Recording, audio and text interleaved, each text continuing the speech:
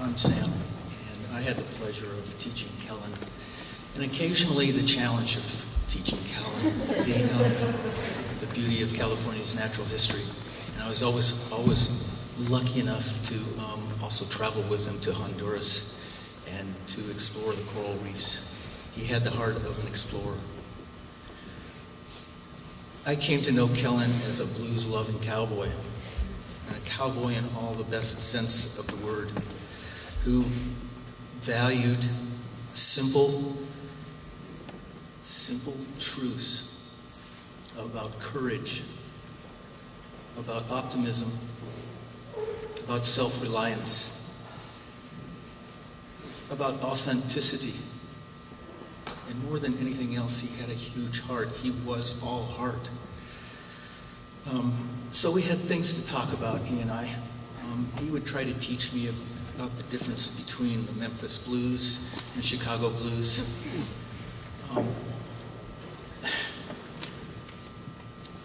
We would talk about the beautiful, sweet smell of warm horse sweat and how we might bottle it for aromatherapy scent. The conclusion we drew is it just had to ride a lot of horses. We talked about the power of a campfire and how looking into the coals of that campfire took you back and gave you a window to your primal soul. But I think the story that crystallizes the essence and the spirit of Kellan happened in the natural history class. We were studying the local vertebrates, and one day, very casually, as he was walking out the door, Kellan said, "I think you need another snake for the classroom."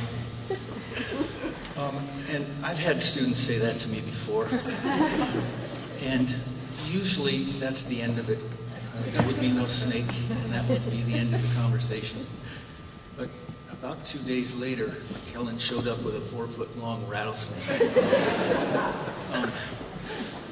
And he had that glint in his eye, that sparkle in his eye, and that little wry smile on his face that basically said to me, "Now what are you going to do?"